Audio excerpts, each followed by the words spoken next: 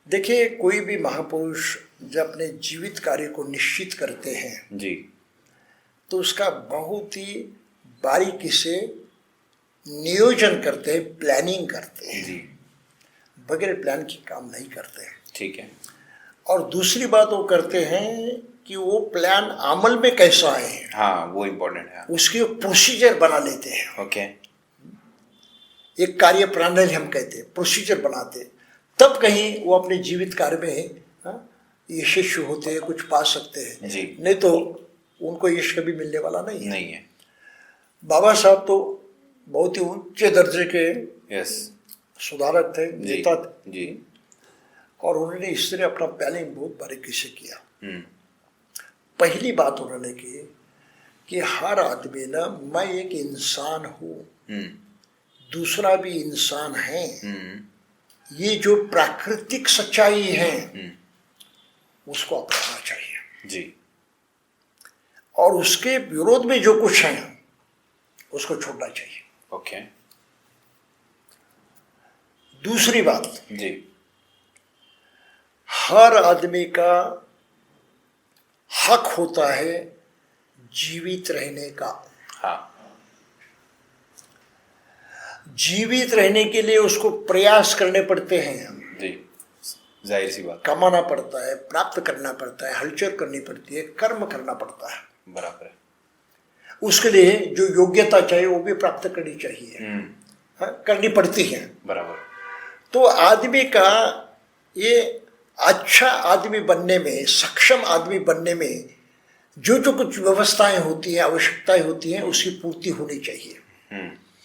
और इसलिए आदमी की स्वतंत्रता बहुत मायने रखती है। ओके। और इसीलिए आदमी में समान व्यवहार करने की, समता का तत्व अपनाने की बहुत जरूरत होती है। जी। अगर आपने किसी को अधिकार से वंचित किया, आपने उसकी हानि की है, उसके मनुष्यत्व को नकारा है जी। और उसका जो हक है जीवित रहने का, अपने जीवन में कुछ करने का, आपने उसको नष्ट कर दिया, नकारा है जी। इससे और बुरा अन्याय दूसरा कोई नहीं हो सकता। तो ये बाबा साहब के आंदोलन का, मिशन का मुख्य तत्व है। बहुत ही बढ़िया। इसमें हम देखते हैं कि किस तरीके से डॉक्टर बाबा साहब अम्बेडकर इंसानियत को सबसे प्रधानता देते हुए अपने नियोजन को और अपने प्लान्स को सेट करते हैं। लेकिन हम देखते हैं बंदे जी कि लोग डॉक्टर अम्बेडकर को हमेशा से एक जाति का ही नेता देखते हैं। Exactly. एक समाज का ही नेता देखते हैं। वो एक्सेप्ट नहीं करते कि नहीं ये इंडिया का नेता है, ये इंडिया का लीडर है सबसे बड़ा। तो ये हम कैसे सुधार सकते हैं? ये बहुत बड़ा क्वेश्चन मेरे को हमेशा से लगता है कि क्या किया जाए। यही सबसे पेचीदा सवाल है जी। और अच्छा हुआ कि आपने उसको पूछा। जी। वास्तव में हर भारतीय आदमी ने इस सवाल को उठाना चाहिए। जो इंसान मनुष्य के परिपूर्णत्व की बात करता है और उसे पाने का प्रोग्राम देता है, जी, तत्व ज्ञान देता है, करेक्ट, रीति सिखाता है, हाँ, भले उसको आप किसी एक आदमी के गुट में स्थापित कर सकते हैं, किसी मनुष्य समूह के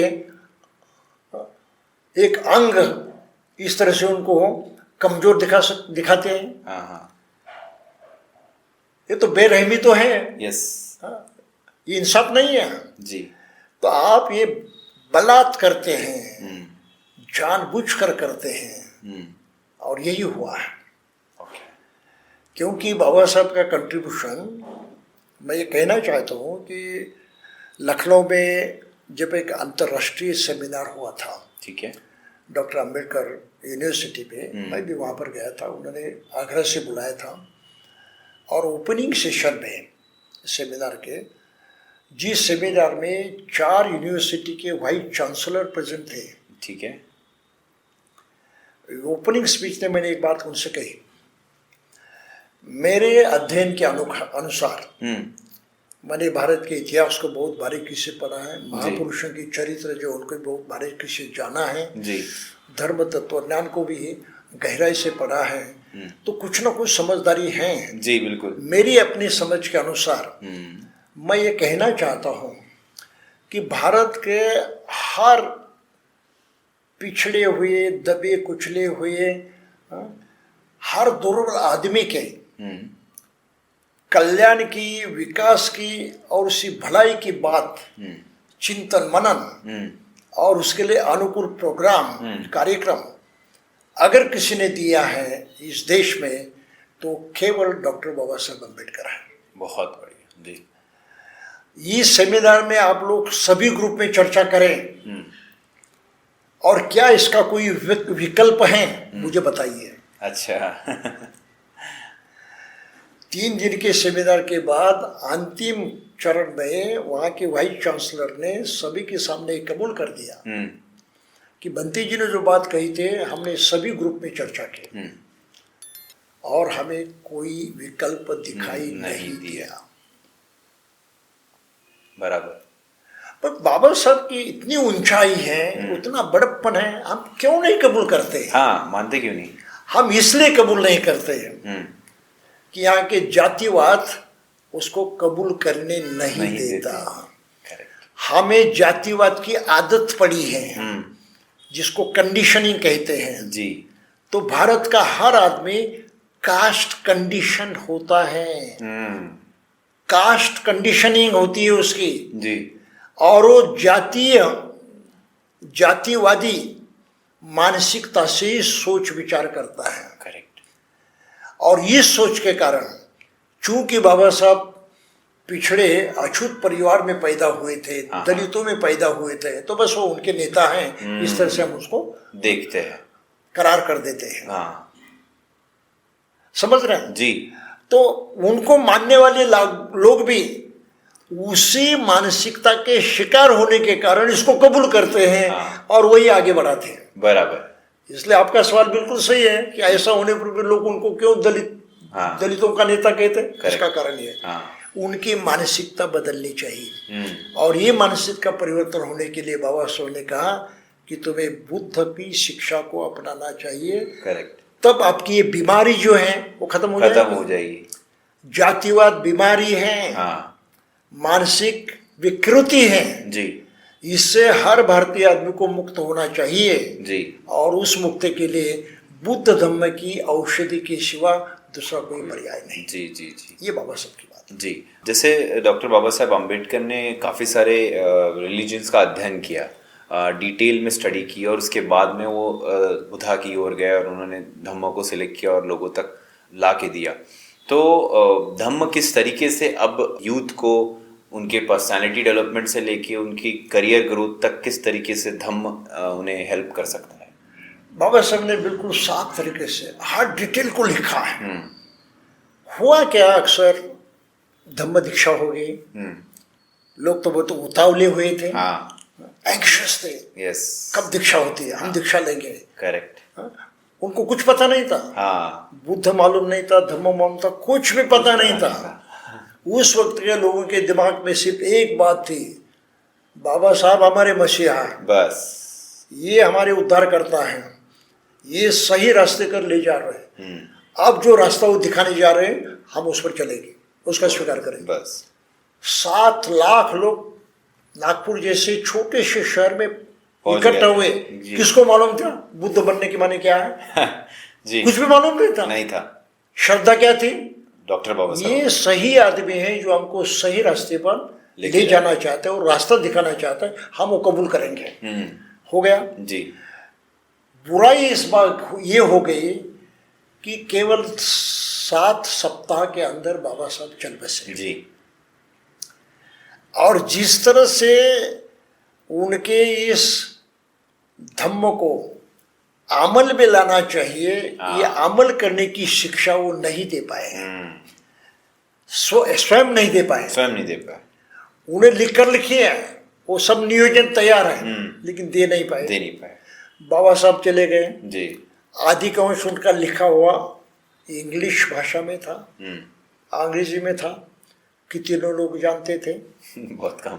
ये 7 लाख लोग जो है तो बिल्कुल नहीं जानते, मेजॉरिटी नहीं जानते थे। इन्हीं गिने लोग जानते थे। जी। अब सवाल ये भी पैदा होता है कि उनकी भी इंग्लिश कितनी अच्छी होती, हाँ। कितनी अच्छी होगी। यस। बाबा साहब के इन विचारों को समझने की ताकत क्या उनके इंग्लिश ज्ञान में होगी? मुझे सवाल पैदा होता है। बड़ा क्वेश्चन है। हाँ? बड़ा क्वेश्चन है। और इसलिए आज भी हम देखते हैं कि बाबा साहब का जो ग्रंथ है बुद्ध और इनका धर्म, बहुत सारे लोगों के दिमाग के बाहर की बात बाहर है। हाँ। आज देखते हैं जी। उस वक्त कितनी बुरी अवस्था होगी, बहुत बुरी हालत। मेजॉरिटी तो कुछ मालूम नहीं। बाबा साहब का वाङ्मय भी उस वक्त प्रकाशित नहीं हुआ था, वो अभी अभी प्रकाशित हुआ है। बराबर। कहीं सुनी बातों पर लोग विश्वास करते थे। जी। इसलिए हुआ ये कि बाबा साहब ने दीक्षा दी और प्रत्यक्ष आचरण की जो विधि बताई थी वो लोगों को प्राप्त नहीं हुई। बराबर। क्या विधि बनाई थी? तो उनके लिखने में जगह जगह और उनके कहने में, भाषणों में ये बातें हैं। उन्होंने ऐलान किया था सबको कि हमने दीक्षा विधि निर्माण की है, एक विधि संस्कार हमने निर्माण किया है। हर आदमी ने दीक्षा जानबूझकर समझकर लेनी चाहिए। दीक्षा अगर नहीं ली, ग्रहण नहीं की, तो आपको बौद्ध नहीं माना जाएगा, बौद्ध समझा नहीं जाएगा। ओके। बिल्कुल साफ शब्दों में लिखा है, बराबर। Clear cut. बराबर।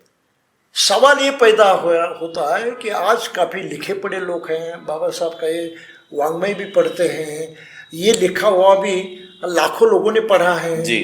फिर वो मानते क्यों नहीं? क्यों सभी लोग खुद को जन्म से बौद्ध कहते हैं? हाँ। तमाम भारतीयों के लिए मेरा सवाल है और बाबा साहब को मानने वालों से सवाल है जी। कि आप बाबा साहब की बात क्यों नहीं सुन रहे हैं? आज तो सुनने के काबिल हो तुम। हाँ, अब तो है। समझने के काबिल हो तुम। बिल्कुल है। और फिर भी उसको कबूल नहीं करते, समझते नहीं और स्वीकार नहीं करते। जी। इसका मतलब क्या समझे हम? आपका बाबा साहब से नाता कमजोर है और आप उनकी इतनी इज्जत नहीं करती जितनी करनी चाहिए। बराबर। आप उनकी बात सुनने के लिए तैयार नहीं है। और बराबर। क्या कहूं? करेक्ट है। जी।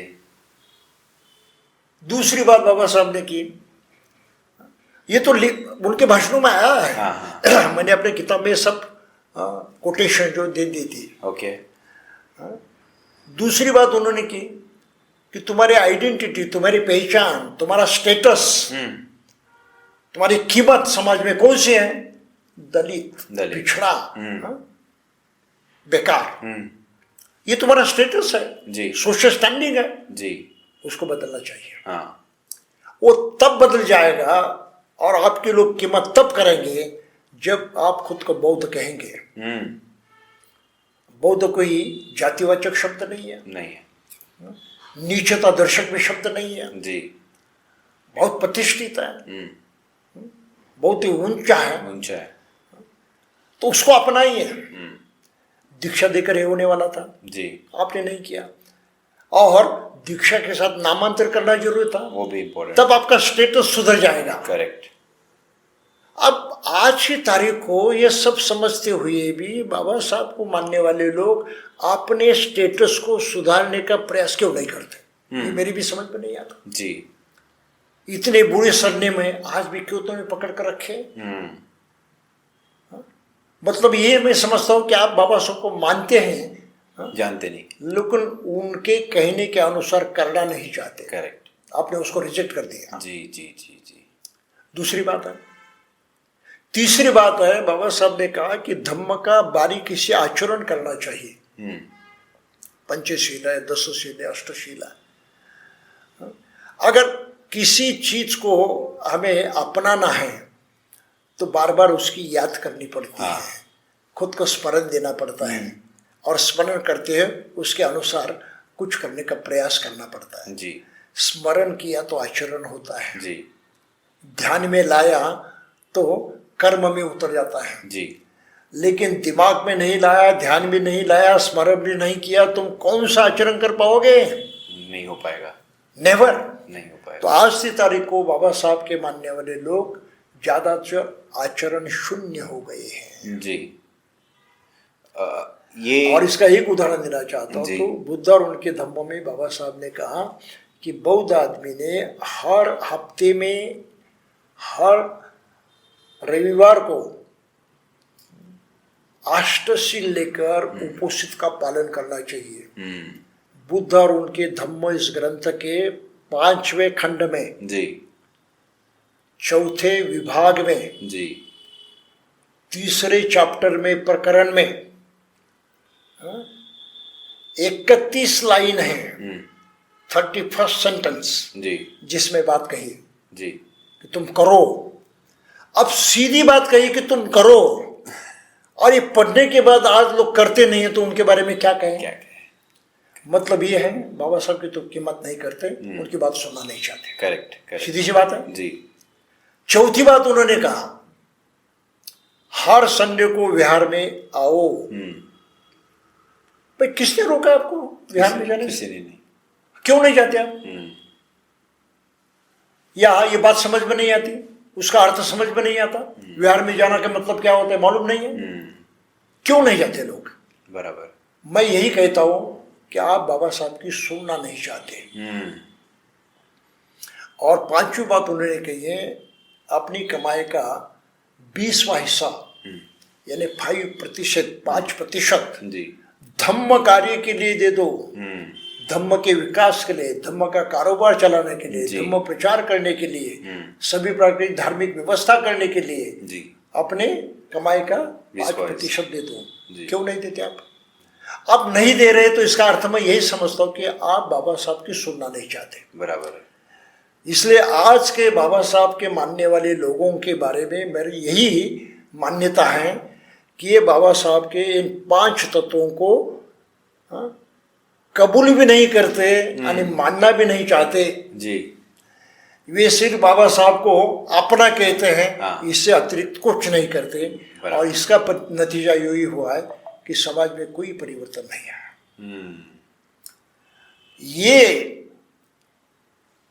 न सुनने का नतीजा है, जो मामला है, जी। नतीजा है न सुनने का मतलब। जी। आज अगर अपने सुनने की बात नहीं सोची, सुनने की हिम्मत नहीं दिखाई, जी, यकीन मानिए आपके जीवन में कोई परिवर्तन होने वाला नहीं, इस देश में कोई परिवर्तन होने वाला नहीं। हो सकता है कि उल्टा अधिक बुरा बुरा होते रहेगा, अच्छा कुछ होने वाला नहीं। बराबर।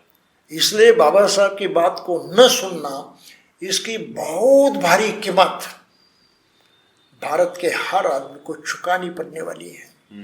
यू कैनॉट एस्केप, यस, छुटकारा नहीं है। यस। और उसमें सबसे अधिक कष्ट, सबसे अधिक नुकसान पिछड़ी जाति वर्ग का होने वाला है। जी। पहले भी वे किसी के हिसाब में नहीं थे, हाँ, कल भी रहने वाले नहीं है। हाँ, दबे कुचले हुए लोग जी, दोबारा खड़े नहीं हो सकते। करेक्ट। और आपकी बार तो ऐसे दबे कुचले जाओगे कि अब तुम्हारा भविष्य बर्बाद हो बर्बाद जाएगा। है। जी बंटी जी। इसलिए मेरी मान्यता ये है कि बाबा साहब को केवल मानो मत, जानो, जानो और केवल Implement जानने पर ही रुको मत। जो उन्होंने साफ शब्दों में कहा है कि ये करो, करने की बात कही है, बस वो करो, बस वो करो। ये करने की आवश्यकता है। इसलिए मैंने ये बोधिसत्व मिशन किताब जो है लिखी है, ओके। और उसमें इन्हीं तत्वों को प्रदर्शित करने की कोशिश की है। बहुत अच्छा। आपने एक्चुअल चढ़वड़ को किस तरीके से जाना चाहिए ये आपने समझाया, और क्या हम नहीं कर रहे हैं। एक और चीज़ हो रही है कि आजकल लोग अपनी जात को प्राउडली बताने लगे। जैसे हमने देखा है, नॉर्थ में देखा है तो जाटो के बैनर्स लेके घूमते हैं। चमार, मैं चमार हूँ, मैं चमार की लड़की हूँ, इस तरीके से होता है। अब हम महार भी महाराष्ट्र में हम देख रहे हैं कि मैं महार हूँ, पावरफुल हूँ, खासकर सोशल मीडिया की वजह से। और ये जो 17-18 साल के बच्चे हैं वो खासकर इस तरीके से स्टेटस दिखाते हैं कि मैं ये व्यक्ति हूँ। अब और मैं डॉक्टर अंबेडकर का फोटो बैकग्राउंड में दिखा दिया कि मेरे पीछे ये खड़े। लेकिन मुझे लगता है कि जब अगर बाबा साहब ये देखते तो पता नहीं उन्हें क्या, मतलब उनके दिल में क्या होता है कि ये क्या कर रहे हैं बच्चे लोग। तो ये बहुत दुख की बात है एक्चुअली, कहीं ना कहीं। बंटी जी, इसमें आपकी जब डॉक्टर बाबा साहेब अम्बेडकर का एक और क्वेश्चन बहुत सोशल मीडिया पे आता है कि नहीं आप लोग ये मेडिटेशन क्यों करते हो, मेडिटेशन मत ही करो, कुछ मत करो, ये सब चीज़ें मना की गई है, डॉक्टर अम्बेडकर ने बिल्कुल भी मना किया है। तो आपका इसको लेके क्या क्लियरिटी कि कोई मेडिटेशन करना ही नहीं चाहिए, समाधि की जब बात करते हैं तो क्या ये हमें टोटली इग्नोर कर देना चाहिए? नहीं, अभी आज की तारीख को हम सभी के पास बाबा साहब के इन विचारों पर अमल करने की ताकत है, कैसे भी हो। लेकिन बाबा साहब को चाहने वालों की संख्या कम नहीं है इस देश में। नहीं, चाहते तो है, अब तो और बढ़ गई है, और बढ़ गई जी। और मेरी अपनी मान्यता है, मेरी श्रद्धा है, अगर चाहने वाले कुछ समझ गए तो सुधर भी सकते हैं, हाँ, करने भी लग सकते हैं जी। और इस तरह से मेरी नज़र जो है आज के युवा पीढ़ी की तरफ है। ओके। युवा युवतियों ने सामने आना चाहिए, हम उनको प्रशिक्षित करेंगे। ये सब जानने की उनके पास समय नहीं है, जी बिल्कुल भी नहीं है, नए से आगे बढ़ रहे हैं। हाँ। अगर ये पढ़ाई करते रहेंगे, अध्ययन करते बैठेंगे, 20-25 साल निकल जाएंगे जी। उनको रेडीमेड देने की आवश्यकता है, हाँ। और आज की जो पीढ़ी है, जनरेशन है, उसका ये कर्तव्य है कि उन्होंने उनको रेडीमेड देना चाहिए और उनको मजबूत से तैयार करना चाहिए। इसलिए मेरी आशा ये है कि अगर युवा आगे बढ़ते हैं तो हम उनको प्रशिक्षित करके तैयार करेंगे। ओके। देश का माहौल बहुत जल्दी सुधर जाएगा, बहुत जल्दी। इसका कारण मैं ये देखता हूं कि हर पीड़ित आदमी को न्याय की आशा होती है जी, कहीं अपनेपन की आशा होती है जी, वो मनुष्यत्व चाहता है। ये तो स्वभाव है, प्राकृतिक है जी, इसमें कोई आर्टिफिशियल नहीं है, नहीं, तत्वज्ञान का भी सवाल नहीं है जी, सीधी सीधी बात है, नेचुरल। अगर उनको हमने आश्वस्त किया कि देखो हम आपकी ये सेवा कर सकते हैं, अपनापन हम बढ़ा सकते हैं, तुम्हें इंसाफ दे सकते हैं, तो आप अपनी जातियाँ, आप अपने जो कई पुराने है विघटित अस्तित्व हैं वो छोड़कर लोग आपके पीछे आएंगे। बिल्कुल। आपको दिखाना क्या है? सही इंसाफ करने की ताकत। ओके। अपना मनुष्यत्व प्रकट करो, अपना खुद का मनुष्यत्व, अपने समाज का मनुष्यत्व प्रकट करो। जी। उस मनुष्यत्व की ओर हर आदमी खींचा जाने वाला है। वो अपनी जगह बैठा नहीं रहेगा जी, वो आपके पास आने वाला है।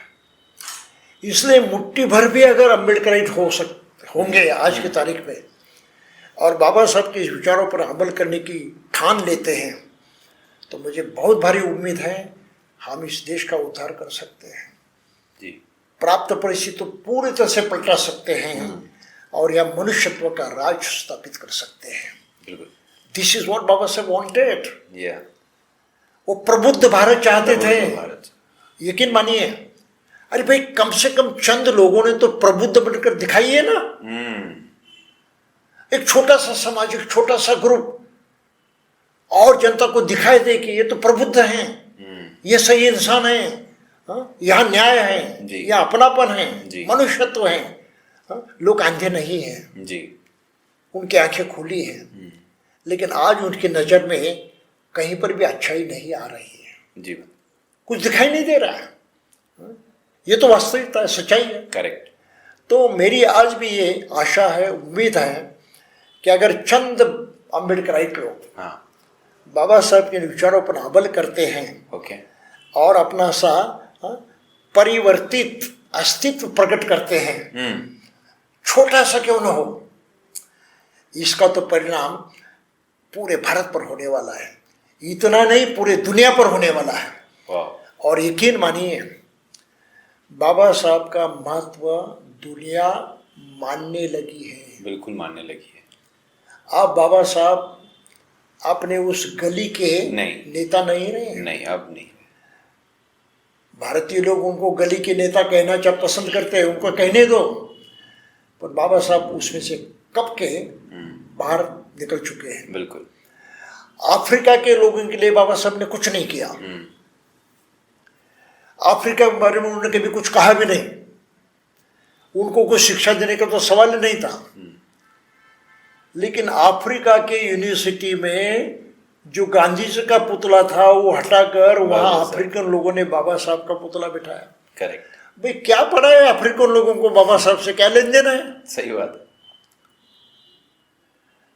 अमेरिका के लोग बाबा साहब को चाहते हैं, लंदन के लोग बाबा साहब को चाहते हैं, चाइना में तो अभी बाबा साहब की 450 फीट की, वियतनाम में 450 फीट की मूर्ति जो है लगाई जा रही है। वियतनाम। वाह। क्या किया बाबा साहब ने? जी। जापान लोगों के लिए क्या किया बाबा साहब ने? आप समझ रहे इस बात को? तो ये लोग खुद ब खुद स्वयं होकर उनकी तरफ आ रहे हैं, बाबा साहब को अपना रहे हैं और उनके उस देन को, मनुष्यत्व की देन जो उन्होंने थी, उसको कबूल कर रहे हैं। जी। तो भारतीय लोगों ने अपनी आंखें खोलकर ये देखना तो चाहिए भाई दुनिया में क्या हो रहा है। Correct correct. अपनी गली में है, कहाँ तक देखते रहोगे? हाँ। चलो तो आपकी आंखें बदलनी चाहिए। और ये बदलने का काम, उनको आकर्षित करने का काम हम चंद लोग भी अपना अस्तित्व नए से प्रकट करते हैं, हो जाएगा। बहुत बढ़िया। ये मेरी मान्यता है। जी जी जी। देखिए बाबा साहब का जो ग्रंथ है बुद्ध और उनका धम्मा, जी, ये लोगों को सिखाने का मैंने बहुत प्रयास किया है और हर पन्ने पर प्रवचन देकर उसको समझाने की कोशिश की है। ठीक है। मैंने इस पर 170 प्रवचन दिए हैं। ठीक है। जो सभी यूट्यूब पर उपलब्ध है। ठीक। तो महाराष्ट्र में सभी लोग ये सुनकर बाबा साहब के ग्रंथों को जान सकते, समझ सकते हैं। ठीक। इतनी तो सेवा मैंने जरूर की है। फिर इतना ही नहीं, बाबा साहब के अन्य जो ग्रंथ है, analysis of caste, revolution counter revolution ancient India, Buddha और कार्ल मार्क्स, इन पर भी ये भी किताबें मैंने लोगों को सिखाई है। ठीक है। और वो भी सब यूट्यूब पर उपलब्ध है। ठीक है। तो मेरे अपनी ओर से बाबा साहब को लोगों को समझाने की जितनी कोशिश करनी चाहिए थी वो मैंने की है। ठीक। इसका फायदा लोग जरूर उठा सकते हैं। जी। और उनमें मैंने ये भी साबित कर दिया है कि बाबा साहब ने बुद्ध और उनका धम्म आधुनिक काल में भारतवर्ष की जो विशिष्ट मानसिकता है, वातावरण है, परिस्थिति है, उसको मद्देनजर रखते हुए इस खेत में बुद्ध धर्म के बीज कैसे बोए जाए और उनका व्यवस्थापन कैसे किया जाए, इस दृष्टि से बाबा साहब ने उस ग्रंथ को लिखा है। ओके। तो बुद्ध की मूल शिक्षा जैसी की वैसी उन्होंने मान ली है। ठीक है। और ये सभी उद्धरण उन्होंने त्रिपिटक से प्राप्त किए हैं। जी। सिर्फ उसको इस भूमि में किस तरह से बोया जाना चाहिए, अमल में लाना चाहिए, इस पर उन्होंने अपनी कमेंट्री लिखी है। ठीक है। तो बाबा साहब ना तो बुद्ध की किसी शिक्षा के विरुद्ध में थे, ना तो उसमें कोई सुधार करना चाहते थे। करेक्ट। उनका काम यही था कि उस शिक्षा को समझो और जरूरत के अनुसार अमल में लाओ। अब मेडिटेशन करना है, पिछले तो बुद्ध धर्म के 2 अंग हैं अलग अलग। एक अंग है मेडिटेशन के जरिए जन्म मृत्यु, ये जो सिलसिला है, चक्र है, उस चक्र से मुक्त होना। ठीक है। और ये गहरे मेडिटेशन के सिवा नहीं होता। ठीक है। और गहरे मेडिटेशन में लग गए तो दुनियादारी पूरी तरह से खत्म हो जाती है, उसकी तरफ देख भी नहीं सकते आप। ठीक है। आपके पास समय नहीं है। ठीक है। ये बुद्ध धर्म का एक अंग है, जिसको पारमार्थिक कहा जाता है। ठीक है। दूसरा बुद्ध धर्म का अंग है व्यावहारिक। आप इस वक्त मनुष्य किस तरह से जीता है। जी। तो बाबा साहब का कहना है कि मनुष्य स्वयं, यानी बुद्ध का कहना है, वो कि सुख और दुख इसका निर्माण मनुष्य करता है जी। बाहरी किसी शक्ति से उसका कोई संबंध नहीं, है। बिल्कुल नेचुरल है वो। तो इसलिए मनुष्य का एक दूसरे से जो व्यवहार होता है अनुचित होता है, गलत होता है। और गलत व्यवहार का नतीजा अन्याय, अत्याचार, सभी प्रकार की बुराइयों में हो जाता है। ठीक है। इन गलत व्यवहार को अगर हमने सीधा किया, सरल किया, तो अन्याय, अत्याचार, ये सब बुराइयां नष्ट हो जाएगी। और इस लेवल पर, इस अंग को लेकर बुद्ध की शिक्षा को भारत में अमल में लाना चाहिए। ओके, आप समझ इस बात को? जी जी जी। हर आदमी के पास पहुंचकर उसमें इतना सा परिवर्तन आपको लाना चाहिए। भाई इतना करो, तुम्हारा व्यवहार जो है गलत है, उसको सुधारो। ओके, इसकी जरूरत है। जितने अधिक पैमाने पर हम लोग ये करेंगे उतना समाज में सुधार होगा जी, मनुष्यता प्रस्तावित होगी और हर मनुष्य का जीवन जो है आसान होगा और सुख की तरफ वो अग्रसर हो सकता है जी। तो इस बात पर ध्यान देने के लिए हमें जोर देना चाहिए और ये बातें नहीं करनी चाहिए कि बुद्ध बाबा साहब ने विपස්සना को नकारा वगैरह। उन्होंने कहीं नकारा नहीं है जी।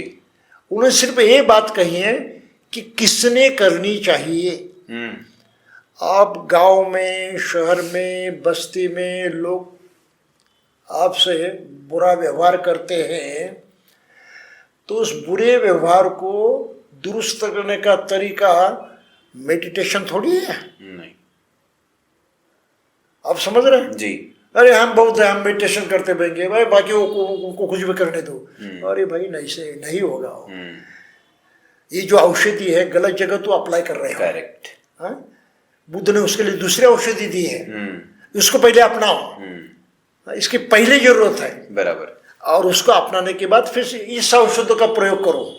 ये आपको आगे ले जाने वाली है। करेक्ट। तो ये जो सोच है ये भारत के लोगों में कम होने के कारण बुद्ध और उनके धम्मों को लेकर बहुत सारा विवाद होता है, बहुत सारी शंकाएं पैदा होती है, लोग प्रश्न उठाते हैं।